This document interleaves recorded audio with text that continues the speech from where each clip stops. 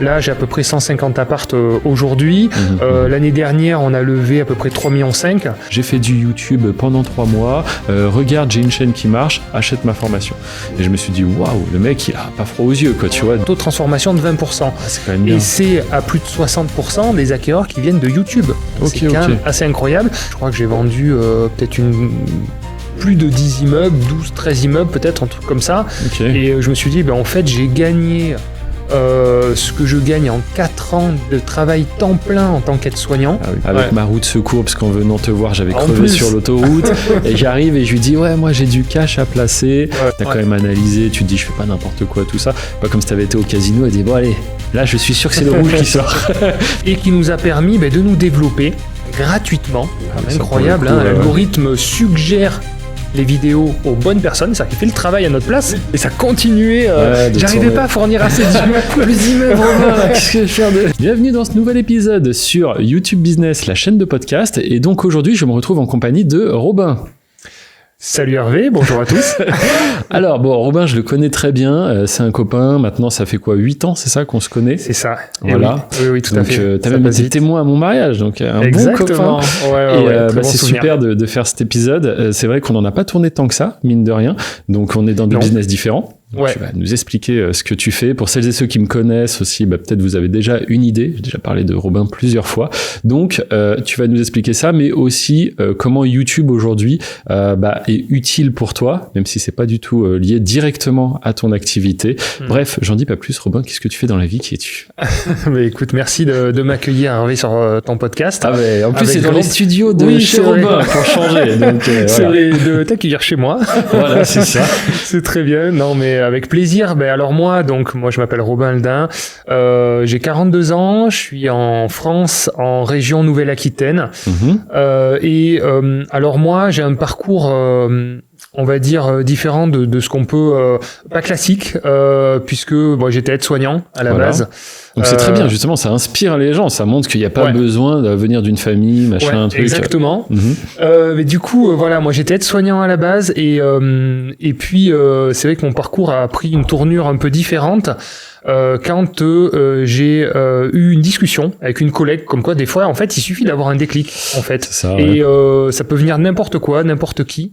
Et moi c'est une collègue que je remercierai jamais assez qui un jour effectivement m'a dit Robin, tu devrais acheter un petit appart. Parce que moi j'ai acheté un appart il y a 15 ans et aujourd'hui c'est la banque qui l'a payé, il y a toujours le même locataire dedans et ça m'aide à payer les études de ma fille, ça me fait 350 € de plus par mois. J'ai dit mais c'est pas possible, ça existe pas, ça. Comment c'est les possible? fameuses barrières en fait qu'on a tous et sur plein de choses. Et là même peut-être ce que tu t'es dit, mais si c'est si simple, tout le monde le ferait, etc. Moi c'est les trucs que j'entends régulièrement, tu vois. Donc là déjà, vu que c'est une amie qui te dit ça, tu dis non mais elle va pas me raconter n'importe quoi. Et là, direct qu'il y a pas vraiment les barrières, tu t'intéresses quoi. Oui, tout à fait. Oui, exactement. Ça suscite mon intérêt. Je me dis c'est pas forcément possible quand même. J'ai quand même des doutes et je fais mes propres recherches, je fais mes propres calculs et je me rends compte qu'effectivement, on peut en France acheter un appartement payé par la banque avec un crédit immobilier à partir du moment où on a une situation correcte. La banque prête de l'argent pour acheter de l'immobilier, investir. Et c'est le loyer, donc le locataire, qui paye un loyer qui rembourse le prêt. Et on arrive à des équilibres financiers où on ne sort pas d'argent de sa poche. Et si on est encore meilleur, on arrive à avoir un excédent de trésorerie, avoir un peu de bénéfices, le fameux sans cash avoir flow. mis d'argent. C'est quand même incroyable. C'est dingue. Dit comme ça sur le papier, en effet, une fois de plus, je vais te dire, tout le monde pourrait le faire. Qui vont pas nous me croire. Déjà. C'est vrai que c'est dingue et c'est quand même la vérité. Et je pense qu'aujourd'hui, c'est pas trop un secret, on le sait. Après, forcément, dit comme ça paraît super simple. Comme tous les business, il y a toujours des difficultés, des cas exceptionnels à gérer. Mais c'est aussi ça qui est intéressant, mine de rien. Et c'est ce qui fait, du coup, que tout le monde ne le fait pas, au final. Et oui, donc, bien sûr. Toi, à cette époque-là, t'es peut-être aussi un peu naïf. Donc, tu te dis, go, je vais essayer, quoi, tu vois. C'est le meilleur moyen de vérifier, au final. Alors voilà, moi, je suis plutôt quelqu'un d'action. Donc, c'est vrai que j'ai besoin de comprendre un peu le mécanisme. Mais j'ai pas le syndrome de l'ingénieur à devoir tout maîtriser. J'ai besoin de maîtriser les aspects principaux et après, je peux passer à l'action. Mais je suis passé à l'action sur des petits appartements. Donc à l'époque, j'avais 26 ans, 27 ans sur mes premiers appartements. Et je me rends compte qu'on peut acheter un appartement T2 pour 50 000 euros, 60 000 euros. Et je me dis, en fait, ça va me coûter à peu près 250 euros par mois de crédit. Et on peut louer ça à peu près 400 euros par mois. Donc on rajoute la taxe foncière, les charges de copro, tout ça. Tout y passe et ça fait un investissement flat. Et quand tu dis ça, tu es sur un crédit qui dure combien de temps à peu près pour se rendre compte ? Là, on était sur un crédit de 15 ans. Ok, donc en gros, pendant 15 ans, tu gagnes pas grand-chose, mais au bout des 15 ans, tu as un appartement payé, c'est à toi. Et là, tu as deux options, enfin tu me diras, c'est ton domaine. Mais du coup, soit tu continues de percevoir et cette fois-ci les pleins loyers, parce que tu n'as plus la charge du crédit, mais soit tu revends et là, tu lèves du cash d'un coup, quoi.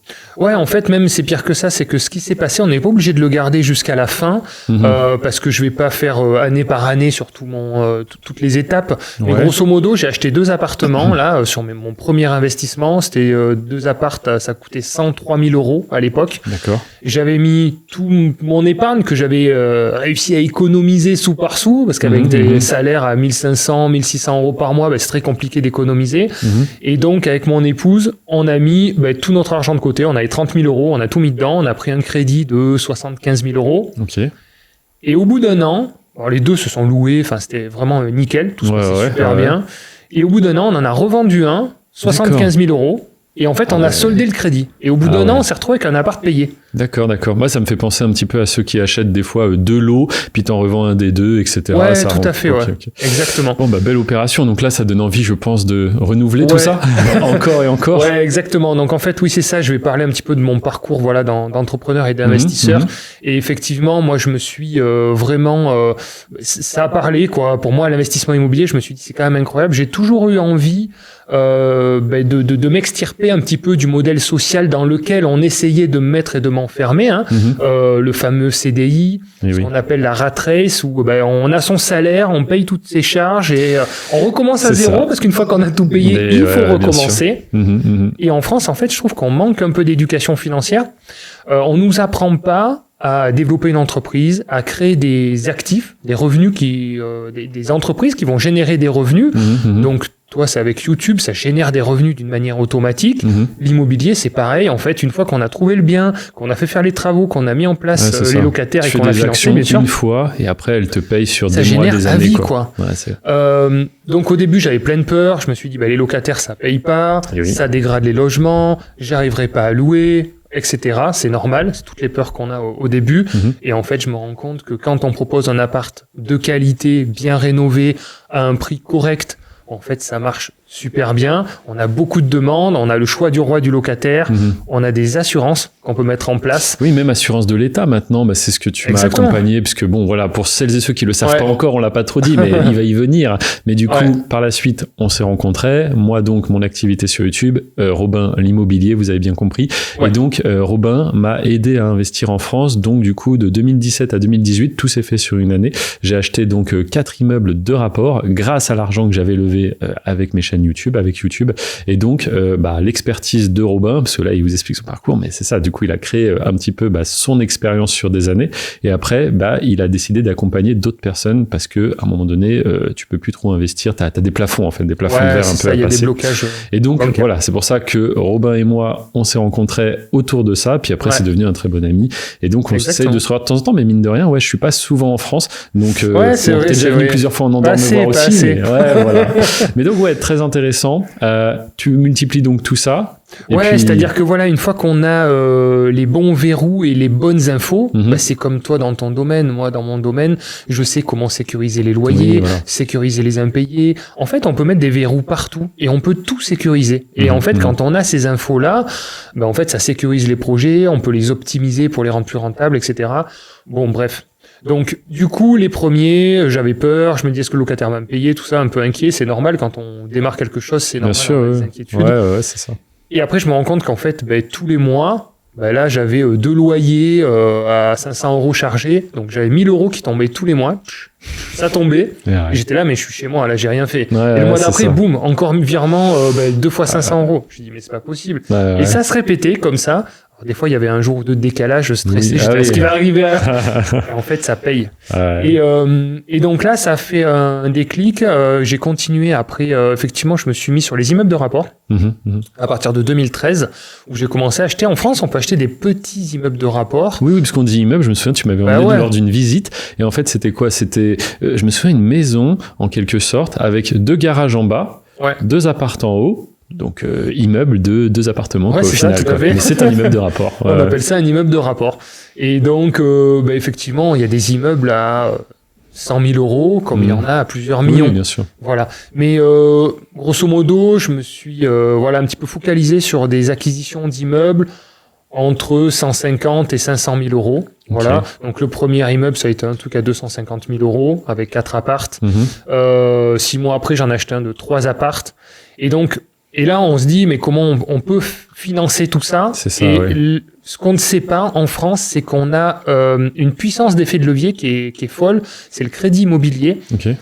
Et les gens ne s'imaginent pas à quel point ils peuvent emprunter. Et même moi, à l'époque, en étant aide-soignant, sans être en CDI, en plus, CDD renouvelable, etc., j'ai pu lever comme ça. Alors, puisqu'on est sur une chaîne où on est plutôt à l'aise, on parle de business, des chiffres jusqu'à, on va dire, 800, 900 000 euros sans très grosse difficulté. Ok. Voilà. En plus, vu que ça se passait bien, c'est comme tout, la banque commence à te faire confiance. Ils voient que tu sais ce que tu fais. Puis eux, forcément, un bon client, quelqu'un qui sait faire de l'argent, ça leur donne envie de renouveler, bien sûr, avec d'autres opérations. Mais il y a quand même des niveaux plus durs à passer, quoi. Ouais, voilà. Après, il y a d'autres steps, puis on trouve les solutions à chaque fois et les passages et les bonnes personnes et comment mieux se structurer, et etc. Mais moi, j'ai continué mon parcours comme ça. On peut passer à la rencontre, c'est vrai, sur 2016-2017, où là, j'avais réussi à empiler à peu près une 50aine de biens à ce moment-là, 50aine d'appartements, avec bien sûr les blocages. Alors, au niveau bancaire, je me suis un petit peu énervé, un petit peu acharné, mais comme on dit, quand on fait quelque chose qui nous plaît et qui donne du sens, parce que moi, j'ai compris qu'avec l'immobilier, ça allait vraiment changer ma vie, la vie de ma famille et je l'espère, celle de plusieurs générations. J'essaie d'éduquer mes enfants dans ce sens-là, qui voient un peu le travail que je mets pour construire tout ça. Et donc effectivement, il y a eu des différents blocages, mais j'ai eu peut-être fait le plus gros, c'est jusqu'à une 30aine de banques, quoi, pour trouver le financement. Voilà. D'accord. Et puis après, on trouve le déblocage, et puis la banque d'après nous reçoit. Bon, voilà. Mais comme on disait un petit peu en off avant, c'est pareil, toutes ces barrières, moi je trouve qu'elles sont bien, tu vois, parce que ça évite que justement tout le monde le fasse. Il y a beaucoup de gens qui vont essayer une fois, qui vont se décourager, et toi en fait tu le sais que c'est possible, donc tu vas forcer jusqu'à temps que ça passe. Et forcément, quand t'es en plein dedans, c'est un peu casse-pied, mais c'est aussi peut-être pour ça que le bien, il s'est pas vendu en 2 secondes, parce que les gens ont pas eu leur financement, parce que ceci, parce que cela. Et le malheur des uns fait un peu le bonheur des autres. Et quand toi, tu sais comment ça marche, bien sûr, t'es content d'exploiter ta méthode, quoi. Et donc, c'est top. Donc, t'as continué encore une fois. Alors, j'ai continué. Donc, moi, mon métier d'aide-soignant, je le faisais en parallèle. Donc, je bossais en gros 6-7 mois. Puis après, je m'occupais de trouver un projet, de faire les travaux, enfin de le gérer. Voilà, il y a un peu de mise en œuvre quand même. C'est avant que ce soit des revenus automatiques, il faut quand même s'impliquer dans les projets pour que ça devienne des machines un peu à cash. Et donc je continuais à bosser en tant qu'aide-soignant. Et en fait, j'ai terminé un contrat. Et puis je me suis dit, pourquoi pas essayer d'en faire mon métier. Et là, effectivement, sur les réseaux, c'est là où on va en venir après à YouTube, etc. Mais aujourd'hui, c'est des outils qu'on a à notre disposition qui nous permettent de toucher énormément de monde. C'est dingue. Et moi, je commençais à poster un petit peu mon expérience, mon parcours sur Facebook, et je commençais à avoir pas mal de demandes de contact. Et effectivement, moi, je me suis dit, je vais proposer un accompagnement, en fait, pour investir en immobilier. Donc, un accompagnement, c'est vrai que maintenant, quand on dit accompagnement, ça fait un peu penser formation, tout ça. Toi, c'est un vrai accompagnement. Tu aides les gens à trouver le bien, en fait, ou à vendre un bien. Clé en main, Voilà, clé en main, c'est ça la promesse, quoi. En fait, je me suis dit, j'avais développé mon réseau, j'avais pas mal d'affaires qui arrivaient aussi, et on peut pas non plus tout acheter. Bien sûr.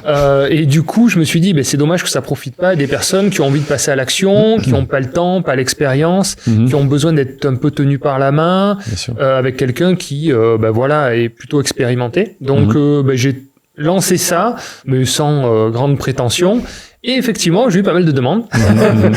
J'avais organisé une rencontre et c'est là où on s'est rencontrés. Ouais, c'est ça. Donc oui, courant 2017. Moi, justement, j'avais investi aussi. Donc moi, pour celles et ceux, mais vous le savez normalement, n'hésitez pas à vous abonner, à regarder d'autres épisodes où je parle peut-être un peu plus de mon parcours. Mais en gros, je m'expatrie en 2014. J'ai déjà une activité sur YouTube qui marche très bien. Donc gestion de chaînes anonymes et automatisée. Et du coup, en 2016, je me mets à investir dans l'immobilier dans un premier temps en Andorre parce que j'y suis. Et ensuite, donc, je me dis, pourquoi pas faire sur des immeubles de rapport en France. Je parle la langue, je serais beaucoup plus à l'aise, etc., etc. Et donc, c'est là où tu parlais juste avant de Facebook. Et bien, du coup, je tombe sur une de tes pages. Tu annonces que tu fais une rencontre et je me dis, je vais y aller. Et c'est à cette rencontre, voilà, investisseur qu'on se découvre, quoi. Exactement. Et belle rencontre. Hein. Et là, j'ai découvert un petit peu un monde que je connaissais pas, le monde de YouTube. J'ai été assez impressionné par tes résultats. Ouais, merci. Et c'est vrai qu'au début, je me demandais est-ce que c'est du bluff ou pas, parce que on se connaissait pas. C'est ce qu'on disait, j'avais aucun signe extérieur de richesse, même aujourd'hui, j'en ai pas tant que ça. Non. Bon, mais les voitures, mais je les passe tous les jours. Et j'étais avec ma Peugeot, avec ma roue de secours, parce qu'en venant te voir, j'avais crevé sur l'autoroute. Et j'arrive et je lui dis, moi j'ai du cash à placer. J'avais fait justement, juste avant de venir te voir, des formations sur l'immobilier. J'en avais fait 2, parce que là, je me disais quand même, immeuble, faut pas se planter. Tu vois, autant appartement, on est en copro, s'il y a un problème, on peut discuter avec les autres. Là, tu achètes ton immeuble, tu es tout seul avec ton immeuble. Si ça se passe mal, c'est toi et ton immeuble. Donc, voyant des profils comme toi, j'allais dire, mais pour le coup, c'est tombé sur toi. Je me dis, waouh, en plus, ils proposent de l'accompagnement. T'étais quand même assez transparent sur certaines choses. Vraiment, il y a eu, un côté confiance directe. Il y a un feeling, c'est ça. Et du coup, lors de cette réunion, c'est vrai que t'étais pas mal sollicité, mine de rien. Donc, c'est à la fin de la réunion que, quand ça s'est un peu calmé, qu'il y en a certains qui ont commencé à partir, c'était un peu, on s'approchait de la fin, je suis venu te voir et je t'ai dit, moi, je serais intéressé pour investir et puis pour défendre un peu mon dossier, forcément, parce que je vous dis, il était bien sollicité déjà. Je lui explique que moi, forcément, je souhaite profiter de l'effet de levier de la banque, mais que si c'est trop compliqué, en gros, cette clause suspensive d'obtention de crédit, on la mettra pas forcément. Dans tous les cas, il va pas travailler pour rien. Les biens qu'il trouvera, avec ou sans crédit, je les achèterai. Mais on va quand même essayer avec le crédit. Bon, spoiler, ça n'a pas marché, malgré toute l'aide que tu as mis. Et en fait, ça venait même pas de ce que tu as dit avant. J'en avais fait plusieurs des banques. Et en fait, moi, les directeurs étaient chauds, quoi. Parce que tu m'avais présenté des gens qui te connaissaient bien. Tout à fait. Et ils étaient vraiment chauds pour me suivre.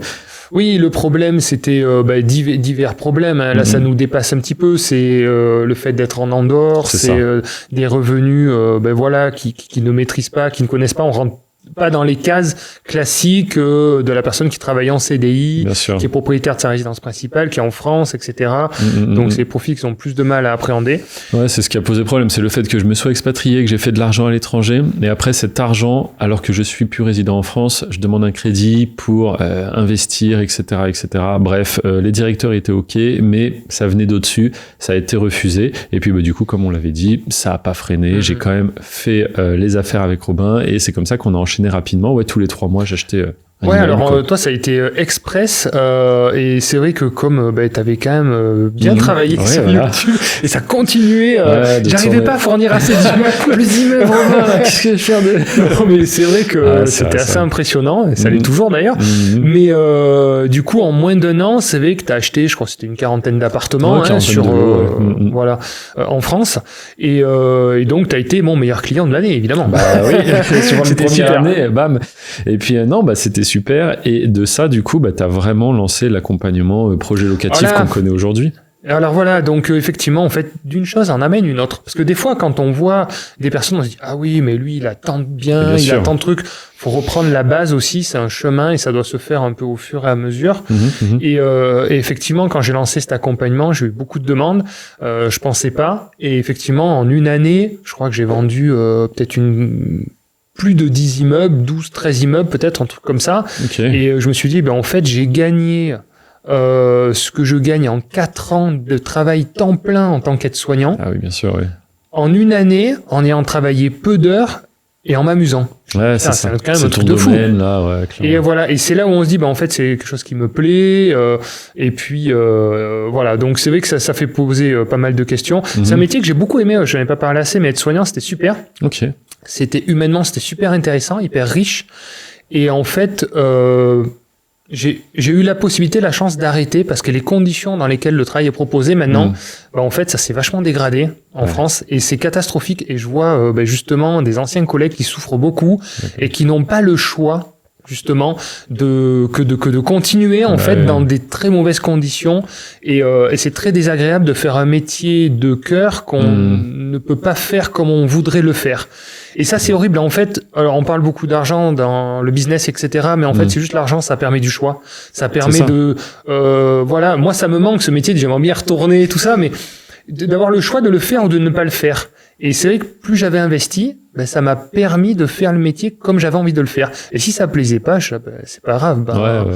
J'allais dire, je vais ailleurs, quoi. Voilà. Et ça porte un certain confort. Et ça, tout le monde devrait avoir le choix de choisir un peu sa vie et non pas subir. Donc ça, il faut le créer aussi. À un moment, il faut un petit peu, passer à l'action, tester des choses. Mais je pense qu'on a un peu la même vision là-dessus. C'est vrai que c'est ce qu'on disait un peu aussi avant off. L'argent en tant que tel, pour moi, c'est juste un levier, tu vois, pour solutionner des problèmes. Vraiment, encore une anecdote, mais là, typiquement, ma femme, elle avait écrit quelques livres. Vous chercherez. Je suis pas sûr que vous la trouviez, c'est un pseudonyme. Mais bref, c'est vraiment l'anecdote parfaite. Elle avait écrit quelques livres et en gros, je sais plus, elle était inscrite à la SACEM ou la SACD, truc des droits d'auteur en France. Et en gros, là, on reçoit ça, mais il y a pas longtemps, là, je sais pas, il y a un mois à peu près, un courrier. Alors, on s'est demandé si c'était une arnaque ou pas au début, tu vois. Et c'était, vos droits, machin, vous avez pas payé les cotisations, je sais plus, demander 200 balles, tu vois.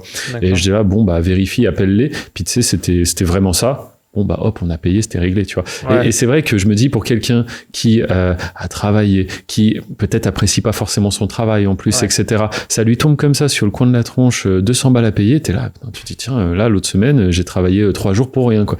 Et tu vois, le fait d'avoir de l'argent, c'est des petits trucs comme ça. En fait, je sais pas, c'est comme si tu te créais une espèce de bulle de protection, tu vois, qui fait qu'il y a des trucs qui t'impactent plus du tout. Mais vraiment des trucs comme ça, c'est comme beaucoup de problèmes. Comme aller faire ses courses et pas regarder la dépense. Alors je te parle pas des trucs de luxe, mais juste pour manger. Toi, tu fais tes courses, combien je vous dois, bim, merci, au revoir. Tu vois, le plein d'essence, hop. Et en fait, tu t'achètes une tranquillité. Bien sûr. Tu l'achètes pas vraiment, mais tu travailles pour ça. Mais pour moi, en fait, forcément, dans l'entrepreneuriat, après, t'as des problèmes entre guillemets plus gros, différents, etc. Mais bon, quand tu arrives à ce niveau de problème, c'est comme on pourrait dire des bons problèmes, tu vois, c'est que déjà ça marche. Mais c'est vrai qu'aujourd'hui, savoir que mes chaussures sont trouées, je dois changer de chaussures, pas regarder forcément le prix, etc., c'est quand même un sacré confort, quoi, tu vois. Et en plus, après, quand tu rentres dans une vie de famille, quand tu veux faire plaisir enfant et tout. Mais pour ça, à un moment donné, il faut sortir de sa zone de confort et oser des choses. Je pense, toi comme moi, à un moment donné, on s'est dit, vas-y, let's go. Quand tu disais, t'as mis avec ton épouse toutes vos économies parce que vous y croyez, t'as quand même analysé, tu te dis, je fais pas n'importe quoi, tout ça. Pas comme si t'avais été au casino et dit, bon, allez, là, je suis sûr que c'est le rouge qui sort. T'inquiète. Oui, c'est sûr. Mais voilà, tu vois, c'est sérieux. Tu t'es renseigné, t'as commencé petit à petit. Moi, c'est pareil, j'ai la même stratégie que toi. Bien sûr. Faut vite passer à l'action, mais petit. Tu vois, c'est-à-dire on va faire les choses, mais on va tester à une échelle où ça reste quand même maîtrisable. On va pas faire all-in d'un coup, quoi. Et puis après, forcément, tu testes, t'acquiers de l'expérience, tu grossis un peu, etc., etc. Et puis à la fin, t'achètes carrément des gros immeubles, quoi. Mais non, c'est un super parcours. Et puis après, du coup, t'as continué de développer cette activité, quoi. Ouais, c'est ça, tout à fait. Après, en fait, alors je l'ai développé parce que j'ai ouvert un réseau national, en fait, à partir de ce moment-là.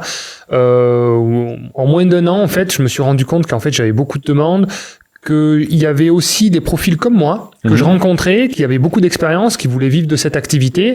Et je me suis dit, en fait, ce qu'il faut faire, c'est mettre en lien la demande que je peux avoir au niveau national avec des personnes aussi qui sont elles-mêmes aussi expérimentées, qui ont envie d'aider d'autres personnes. Des multi-investisseurs. Des multi-investisseurs uniquement, c'est ça. C'est vrai, c'est important. Oui, bien sûr, parce que c'est une spécialité, quoi. Donc sinon, ça fonctionne pas. Donc j'ai créé en 2018 la société qui s'appelle Projet Locatif, et donc qui est un réseau national composé uniquement, comme tu le dis très bien, de multi-investisseurs, donc une centaine de personnes aujourd'hui sur toute la France, qui accompagnent nos clients pour leur trouver les biens, faire les travaux, les renseigner sur la fiscalité, on les aide jusqu'à la mise en place des locataires, vraiment tout le processus pour l'optimiser, le sécuriser par des personnes expérimentées qui ont tout le réseau, qui ont l'habitude, etc. Puis je me souviens que c'était très intéressant quand même. Moi, c'est ça qui m'avait vraiment convaincu, parce que tu te dis bon alors attends, quand j'achète un immeuble, déjà va y avoir frais d'agence, va y avoir frais de notaire, enfin pas mal de frais un peu de partout, et tu dis je vais rajouter une surcouche de ça avec projet locatif. Bon, qui à l'époque, moi c'était au tout début, donc ça apportait pas encore de nom et tout, mais voilà, donc avec Robin. Moi c'était ça, la case Robin. Et puis en fait tu m'avais montré que toi, vu que tu connaissais bien tout ça, pareil, un bien, ça se négocie. Quelqu'un qui a de l'expérience, il va se rendre sur place, il va dire oh oui, la toiture, il y a quand même ça à refaire. Donc moi, avec mon client, on va faire une proposition, mais à ce prix-là. Et en fait, tu m'avais montré que, en fait, si je passais en direct avec une agence, j'allais peut-être payer le prix. Alors ça paraît contre-intuitif, mais du coup plus élevé, un prix plus élevé qu'en passant avec toi, parce que toi, en fait, d'une, il y a ta commission que tu vas intégrer là-dedans. En plus, les agences, tu peux plus ou moins négocier parce que tu les connaissais un peu, c'était la région, tout ça. Et puis en plus de ça, tu sais négocier, vu que tu as déjà une 50aine de biens, alors que quelqu'un qui débute, il sait pas faire. Et une négociation, tout le monde se dit bon, je suis capable de proposer un prix 10 000 euros plus bas. Mais en fait, si c'est pas argumenté et de manière professionnelle, en fait, ça passe pas, quoi, tu vois. Donc au final, le prix du bien, c'était comme si j'étais passé sans toi, ou voire même un peu moins cher au final, alors que je profitais donc de ton expérience et t'avais checké tout. Je me souviens, j'avais même trouvé un bien moi-même, parce que j'ai testé Robin. Oui, c'est vrai. Tu te rappelles, j'avais trouvé un bien moi-même sur le Bon Coin, et j'avais dit à Robin, celui-là c'est moi qui l'ai trouvé, mais je veux bien que tu viennes avec moi, on va aller le voir, etc. Et en fait, t'avais tout démonté en 2 secondes. C'était une 20aine de logements, mais que des étudiants. Et tu m'avais dit, tu vois Hervé, c'est que étudiants, il y a juste une faculté à côté, si jamais la faculté ferme ou quoi, machin, là tu feras quoi avec tes petits logements, c'est des petits studios, le toit, machin. Moi j'y connaissais rien, même si j'avais fait les formations. C'est vrai que la formation c'était très généraliste en fait, et puis il y a tellement d'aspects à maîtriser en vérité qu'à un moment donné c'est un truc de terrain aussi, quoi. Puis la demande n'était pas forcément là en plus sur ce bien là, il y avait beaucoup de studios à louer sur ce secteur. Tu t'en rappelles bien. Et après cool. Je m'en rappelle bien, parce qu'en fait sur le papier c'était un bel immeuble. Il était beau, il était bien structuré, les chiffres étaient bons. Évidemment c'est plus facile de faire coller des chiffres sur du studio que sur du T2, T3, T4. Mais après il y a toute la réalité qui va avec, c'est-à-dire le turnover, un peu de vacances locatives parce que ça correspond à des rentrées étudiantes. Donc il va pas rester 20 ans dans le logement. Ouais, tout à fait. Puis, après, il y a l'été, tu vois, pendant juillet-août, tu peux te retrouver avec le logement vide. Puis il y en a qui arrêtent au mois de décembre, ils arrêtent leurs études, tu retrouves pas d'étudiants. En fait, c'est toute la réalité qu'il y a derrière. Et nous, derrière, évidemment, comme tu dis, la négociation. Les biens qu'on peut avoir aussi off-market, tu vois, parce qu'en fait, on a tout le réseau. Donc, on a pas mal d'agences qui nous envoient des biens. Ils sont même pas sur le Bon Coin, parce que il y a pas d'intérêt à payer une annonce sur le Bon Coin, alors qu'ils nous connaissent. Ils savent que, voilà, pour donner quelques chiffres, on a reçu un peu plus de 6500 demandes de clients. On a fait pas loin de 1400 projets pour des clients. Donc nous, derrière, dès qu'on a un bien intéressant, on le propose à nos clients. C'est vendu. Donc les agences trouvent ça confortable aussi de travailler avec nous et nous envoient les biens directement. Sérieux, c'est bon. Et donc quand ils sont bien évalués, ils sont en dessous des prix du marché. Du coup, ça se vend même des fois sans négociation, mais c'est pas des biens qui sont visibles sur le Bon Coin. Je vois. Et puis après, on optimise la partie de travaux, on sécurise les projets, bon voilà. Et en fait, l'investisseur, c'est vraiment, faut comprendre, c'est de l'effet de levier. Donc c'est la banque qui finance, c'est le locataire qui rembourse. Et en fait, faut regarder coût total de l'opération et combien ça rapporte. Pour ceux que ça intéresse, voilà, il faut essayer d'être au-delà de 8% de rentabilité brute. Voilà, pour avoir un projet qui soit en excédent positif sur une durée de financement de 20 ans. C'est ce qu'on préconise. Voilà, 20 ans. En ce moment, les banques demandent 10% d'apport. Et là, ça permet d'avoir un petit cash flow. Donc, en fait, les 8%, pour ceux qui veulent savoir comment ça se calcule, c'est les loyers hors charge annuels. Loyer annuel hors charge. Mettre un petit graphique, là. Ouais, voilà. Vas-y. Loyer annuel hors charge annuel qu'on divise par le coût total de l'opération. Achat, notaire, agence, travaux, tout compris. Qu'on multiplie par 100. Et ça nous fait la rentabilité brute. Et après, il faut calculer la réalité, etc. Voilà, mais chaque projet doit être sain, doit être positif. Déjà pour que ce soit viable, ça paraît logique, mais c'est du bon sens. Mais voilà, il faut que ce soit positif et pour que la banque comprenne qu'on sait gagner de l'argent et qu'elle ait envie de nous reprêter par la suite. Ouais, c'est tout ça en fait. C'est gagner la confiance des différents acteurs. Tu parlais juste avant les biens en off-market, ça va être du coup plus avec les agences, etc., les notaires. Et puis là, ça va être les banques pour qu'ils acceptent de nous refinancer comme elles ont fait pour toi, quoi.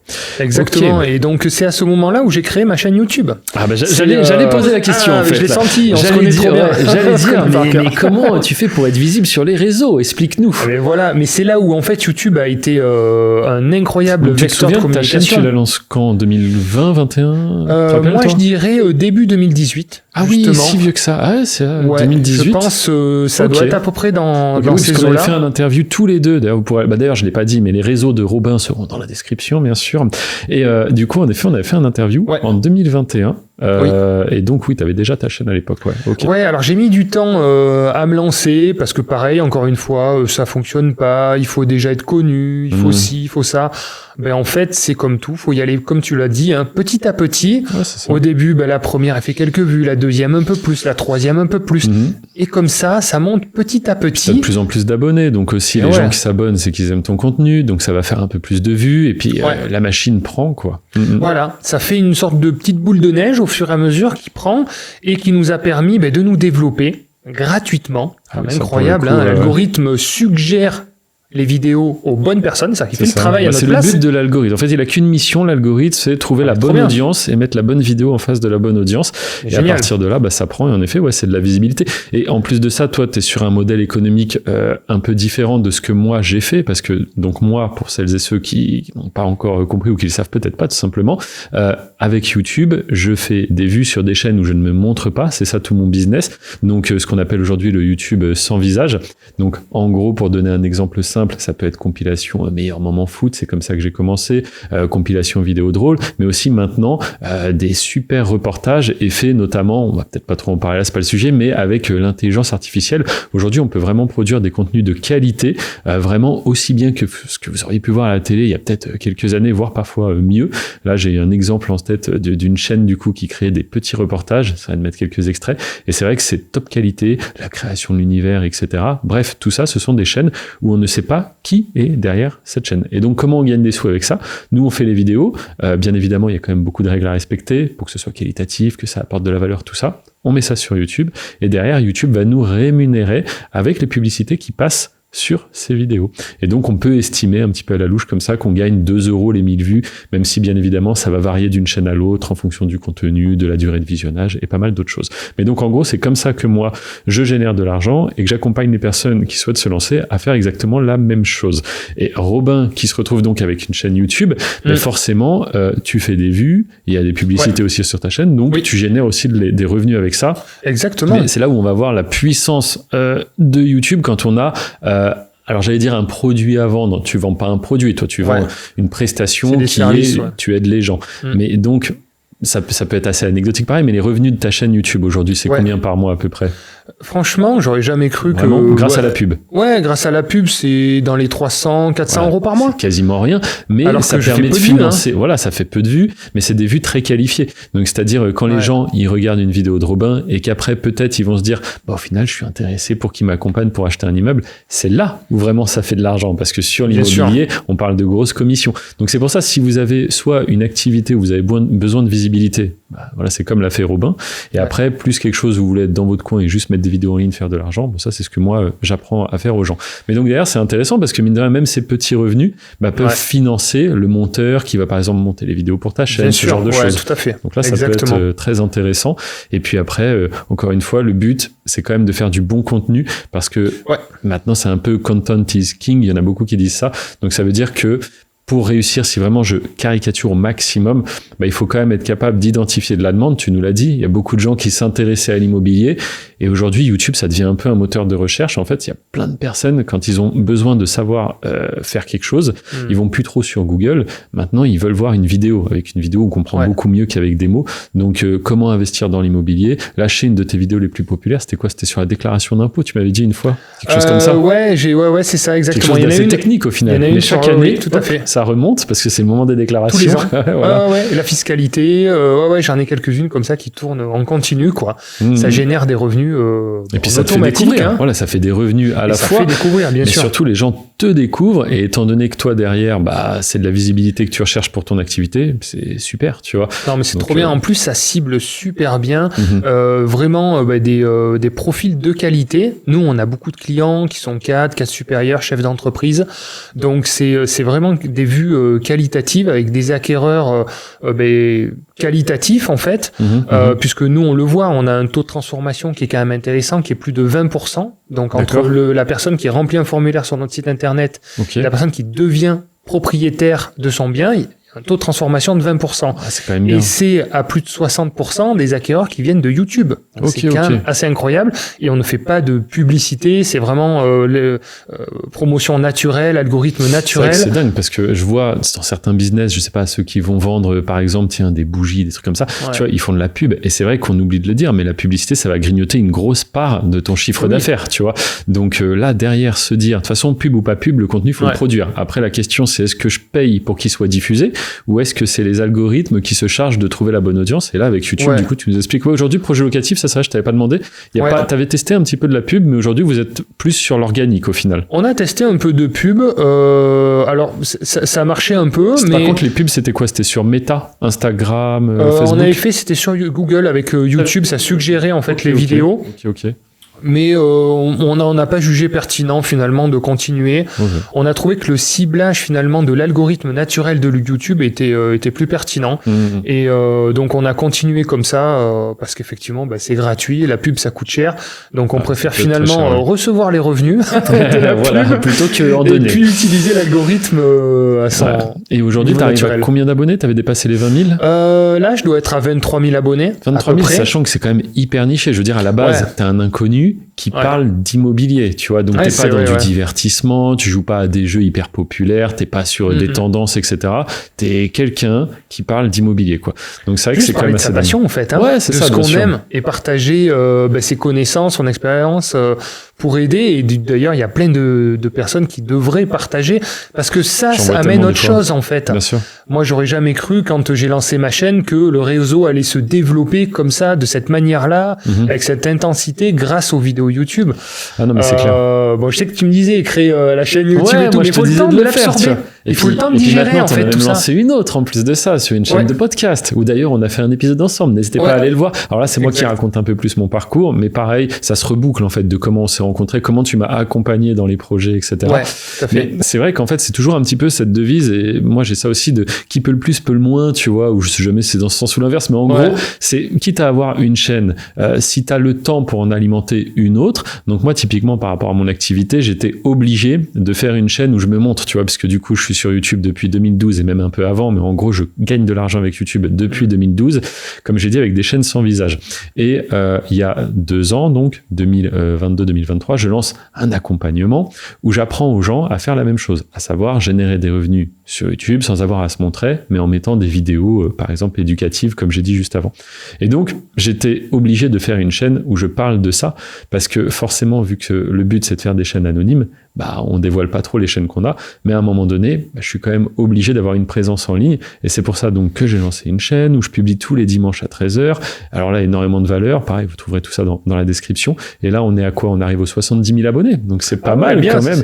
Après, forcément, c'est peut-être, on va dire, plus, comment je pourrais dire, ça intéresse plus de gens que l'immobilier, tu vois, l'immobilier, tu nous l'as dit, c'est des profils très sérieux, cadres, etc., ou des gens qui souhaitent investir, donc on parle quand même de trucs, ça rigole pas.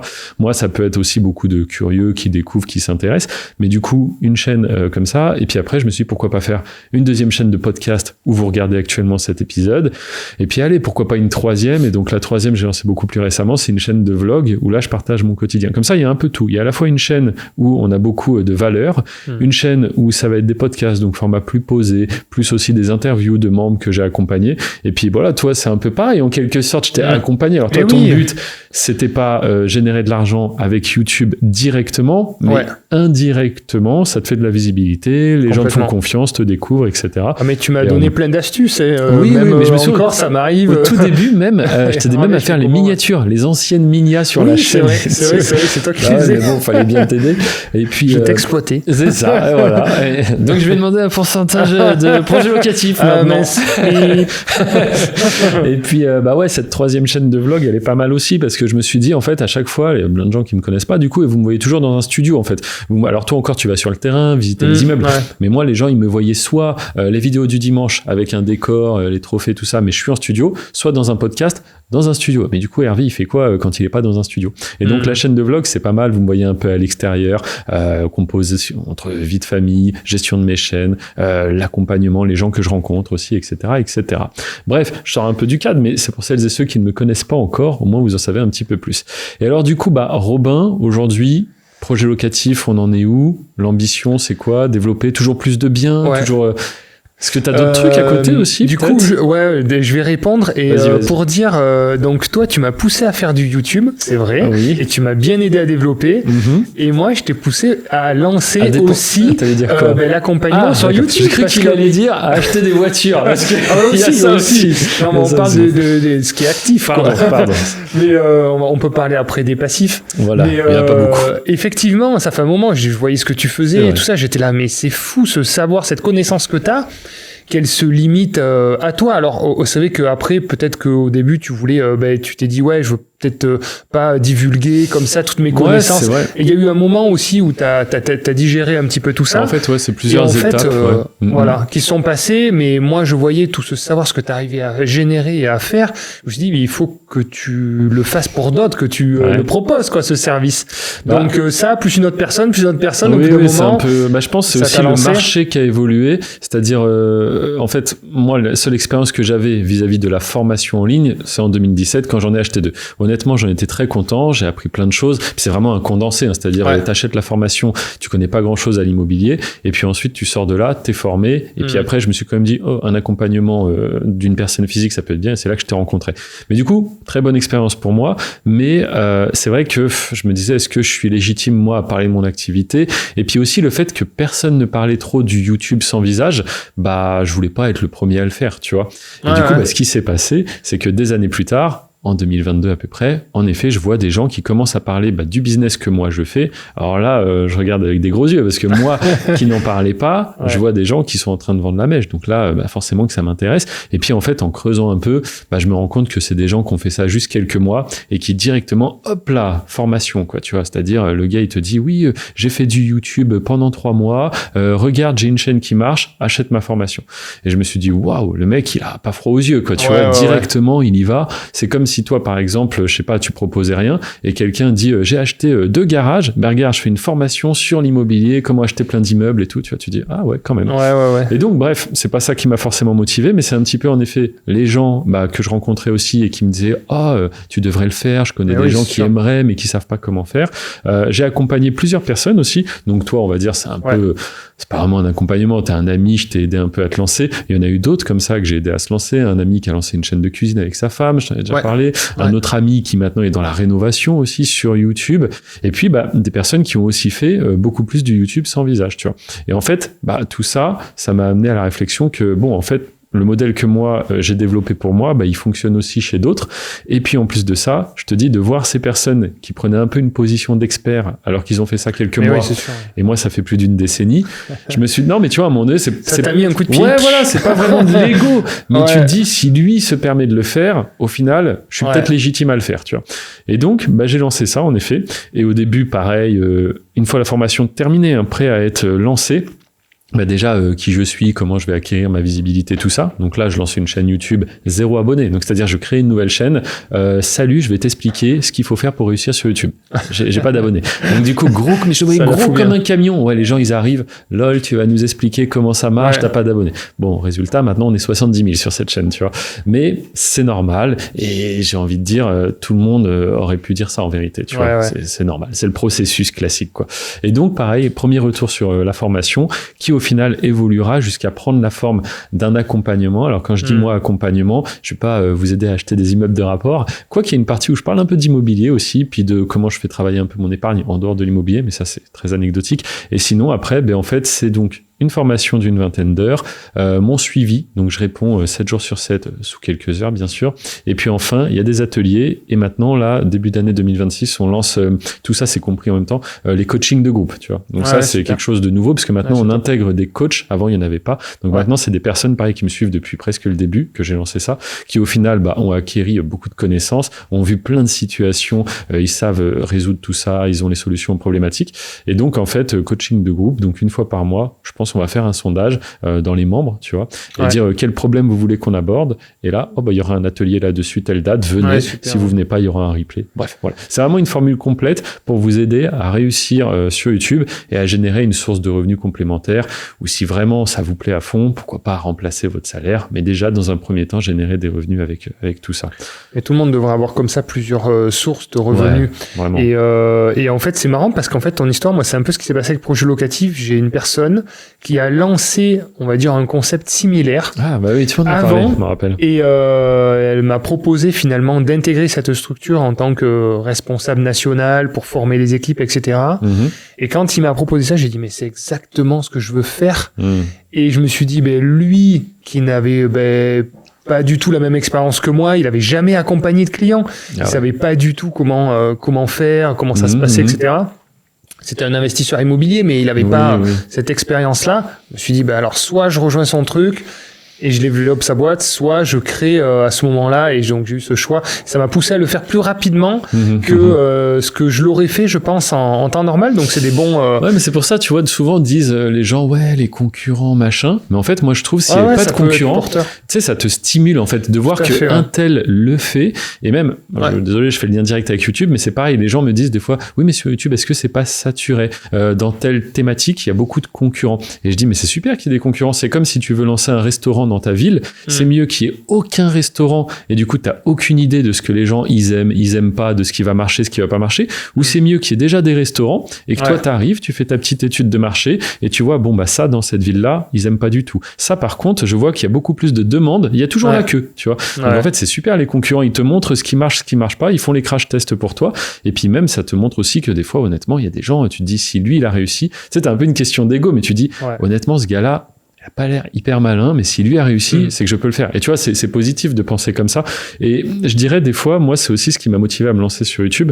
À l'époque, c'est déjà quand je voyais des gars, Norman, Cyprien, tout ça, je me disais, si eux y arrivent, peut-être que je peux y arriver aussi, tu vois. Et en fait, c'est pas de la jalousie mal placée, tu vois, mais c'est plus un côté, si lui il peut, moi je peux peut-être, quoi, tu vois. Et donc, il est pas plus fort, plus intelligent. C'est ça, en fait. Toi, c'est un peu comme pour le sport, en vérité. Là, je m'y mets depuis peu.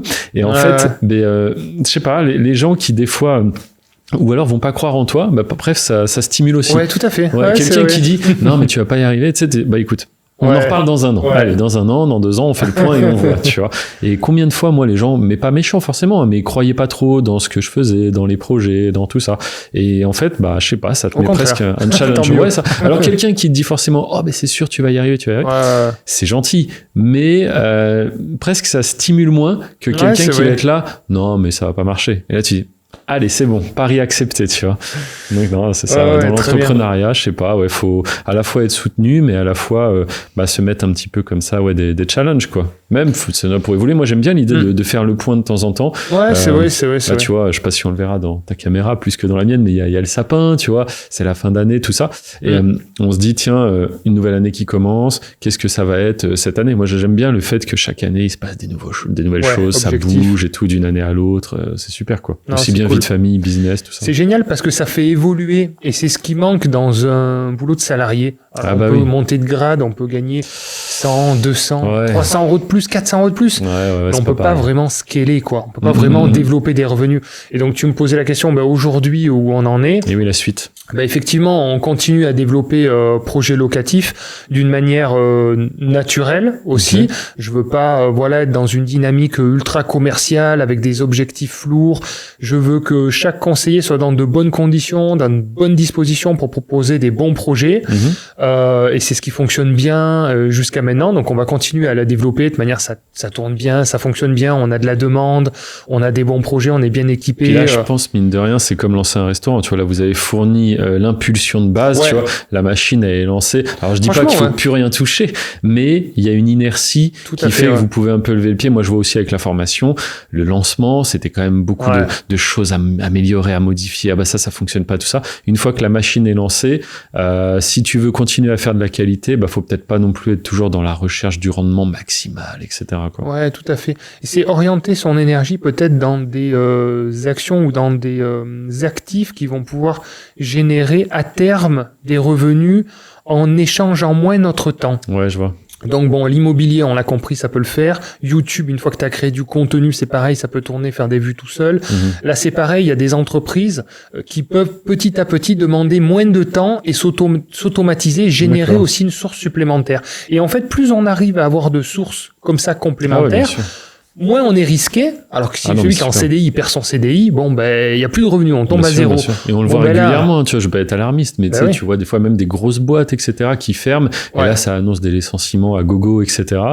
Moi, je pense qu'en effet, on est dans une époque où, à un moment donné, le filet de sécurité, il est plus trop là. On le voit, les retraites, c'est pas si dingue. À développer ses propres revenus. C'est ça, ouais, comptez sur vous. Responsable. Ouais, c'est ça. C'est un peu triste, mine de rien, parce que toi, t'as cru à des promesses, tu vois, on t'a dit, fais des belles études, t'auras un beau métier, et un beau métier, t'auras une belle retraite, et ainsi de suite, mais c'est toujours des promesses, et promesses, voilà, quoi. Donc, à un moment donné, faut aussi que vous preniez un peu les choses en main vous-même, et c'est vrai que quand tu diversifies, moi, j'avais YouTube, après, j'ai eu YouTube immobilier, maintenant, j'ai YouTube immobilier et des investissements aussi sur des plateformes qui proposent des rendements. Là, 2026, je voulais faire un peu plus de bourse aussi. Enfin, voilà, comme tu dis, faut créer plusieurs sources, comme ça, si on a une qui baisse un peu, ça va, tu vois, t'as déjà tout sécurisé bien. Et donc après moi en parallèle je continue à acheter des biens, à acheter des immeubles, parce qu'en fait c'est génial, c'est de l'effet de levier à chaque fois, donc plus on avance, plus on a les bonnes méthodes, c'est-à-dire qu'on peut revendre certains biens pour récupérer de l'épargne et pour se faire prêter plus. Et en fait, c'est exponentiel la courbe. Et donc, voilà, chaque année, c'est toujours un petit peu plus. Là, j'ai à peu près 150 appartes aujourd'hui. L'année dernière, on a levé à peu près 3,5 millions. Donc, on va essayer de faire mieux l'année prochaine. Et on continue comme ça. Alors, c'est vrai que ça peut paraître des gros chiffres comme ça parce que ça fait 10 ans, même plus maintenant. Quand on n'a pas démarré, je me serais jamais vu emprunter des sommes comme ça à l'année. Mais bon, j'ai un copain que j'ai eu la semaine dernière au téléphone. Il a levé 10 millions en 3 mois. Donc, voilà, tout est pareil, possible, question de proportionnalité, et d'échelle. Mais en fait, je continue parce que j'aime ça, je trouve ça super. Et en fait, plus le temps passe, plus on capitalise. Ça capitalise tout seul dans l'immobilier. C'est comme si on mettait de l'argent de côté. Et donc, moi, j'adore, alors je le fais tous les 3-4 mois. Je regarde mon capital restant dû, en fait. Et en fait, on voit que tous les mois, mais je mets comme si je mettais de l'argent de côté, c'est de l'argent qui est capitalisé, qui est remboursé à la banque, et c'est hyper addictif. Et en fait, ce qui est intéressant, c'est que plus on en achète, plus on peut raccourcir la durée.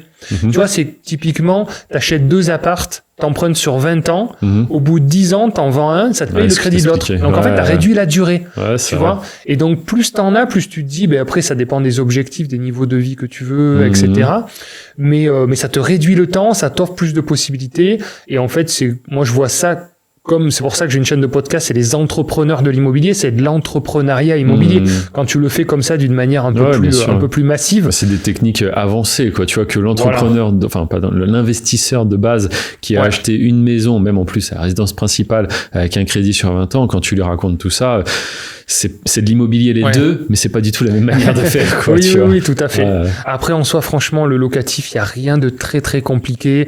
Moi, je pense que tout le monde devrait investir au moins 2-3 apparts, tu vois, pour compléter la retraite pour plus tard, sans dire je vais avoir des revenus complémentaires tout de suite, mais pour capitaliser, avoir 1500, 2000 euros de plus à la retraite, c'est assez simple. Faut proposer des beaux apparts, faut faire pour tester le marché locatif, c'est assez simple. On passe une fausse annonce d'un bel appart, on voit les retours qu'on a, et c'est de l'effet de levier, et on a des capacités d'emprunt qu'on n'imagine pas. Il suffit de travailler en CDI, d'avoir un job classique. Oui, au final, ouais.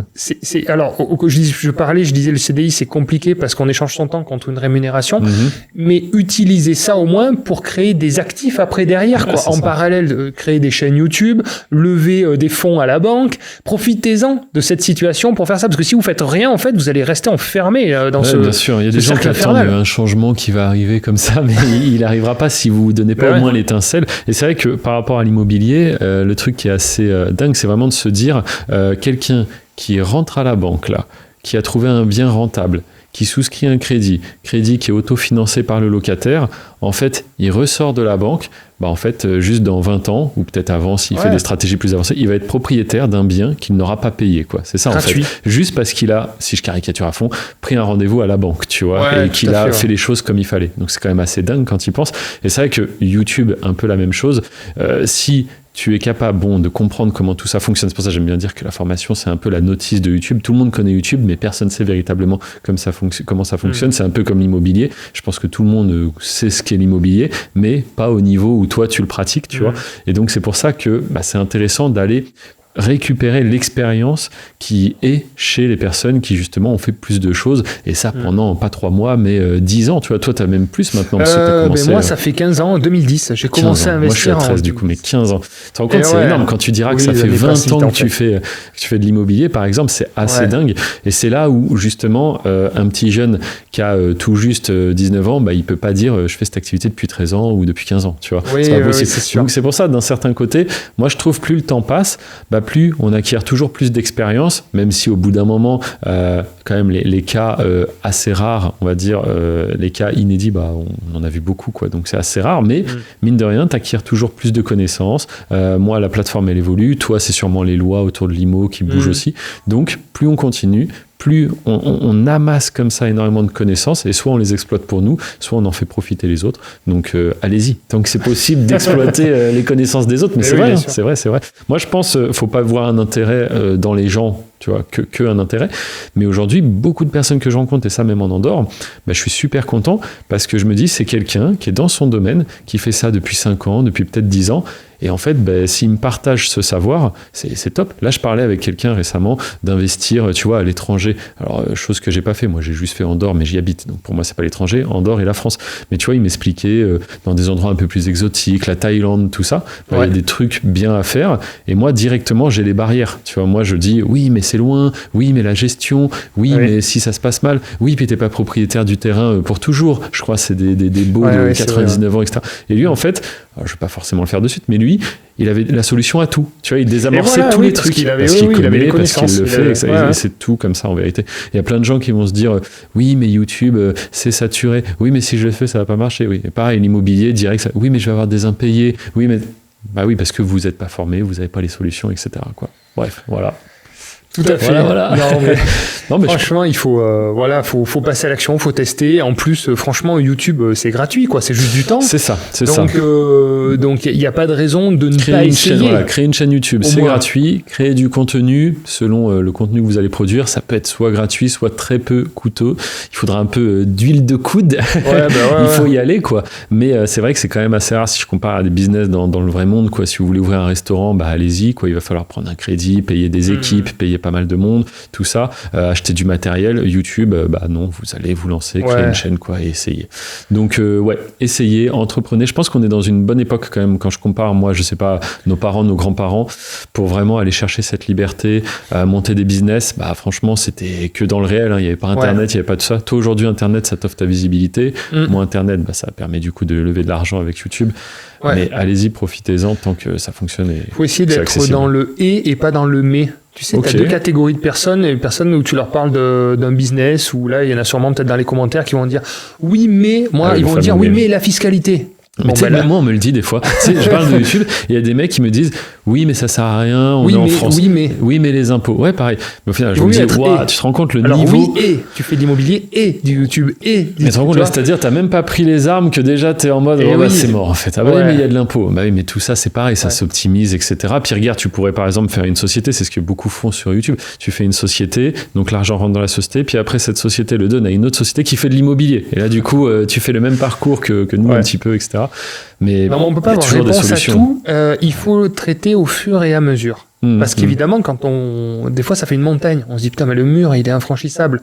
Oui. Et c'est d'y aller étape par étape. Voilà. Quand on veut investir, il faut déjà commencer à se renseigner, trouver un bien, visiter, aller sur le terrain, poser les questions. La fiscalité, elle va se poser qu'à partir du moment où vous avez trouvé le bien, on va se poser la question, est-ce qu'il y a des travaux? Est-ce que vous investissez en couple, pas en couple? Voilà. Et on veut déjà tout maîtriser avant d'avoir franchi le premier pas. Ouais. Et alors que il faut le faire au fur et à mesure, poser les questions au fur et à mesure et avancer.